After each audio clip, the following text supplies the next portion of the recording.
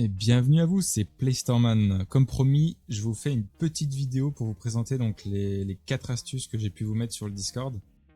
Donc, on commence directement par le site ardb.tools, donc qui est le site en gros il y en a plusieurs, mais qui répertorie l'ensemble des quêtes disponibles à l'heure actuelle. Donc voilà, avec leur description, leurs récompenses, avec les différents objectifs à atteindre.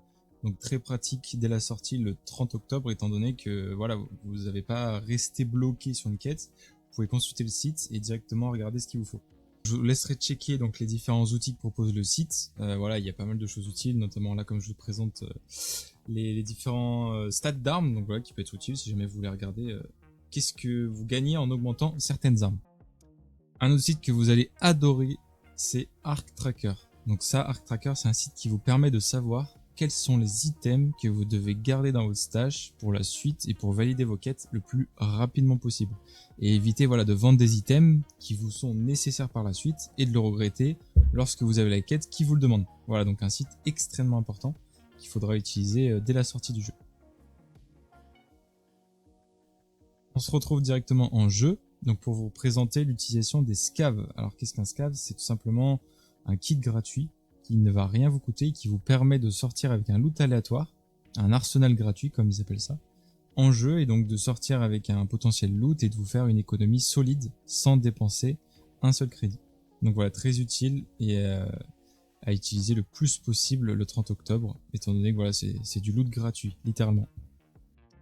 L'avantage, c'est que si vous survivez avec ce kit, vous pouvez ensuite l'échanger contre un module, dont butin 1, combat 1 ou tactique 1, donc différents modules selon votre style de jeu, totalement gratuitement, voilà, via un trade rapide au niveau du commerçant de la clinique. Et pour terminer, un trader très utile qui est Céleste. Elle va donc vous échanger vos engrais que vous récoltez soit via votre petit poulet, voilà, qui vous en ramène de façon passive, soit en jeu tout simplement. Elle va vous échanger ces engrais contre des matériaux nécessaires. Donc là par exemple dans le clip que je vous montre, j'avais besoin de pièces métalliques pour crafter des balles. Et donc j'échange les engrais que j'ai stockés pour en crafter et donc pour avoir des balles totalement gratuites entre guillemets qui ne coûtent aucun crédit. Ça termine notre petite vidéo astuce, donc des différents tips que j'ai eu l'occasion de poster sur notre Discord durant le serveur Slam. Donc voilà, pour vous aider dès la sortie du jeu le 30 octobre. N'hésitez pas si vous avez d'autres questions voilà, d'astuces ou autres, ou de questions que vous avez eues durant le test, à me les poser, et j'en ferai peut-être une autre vidéo.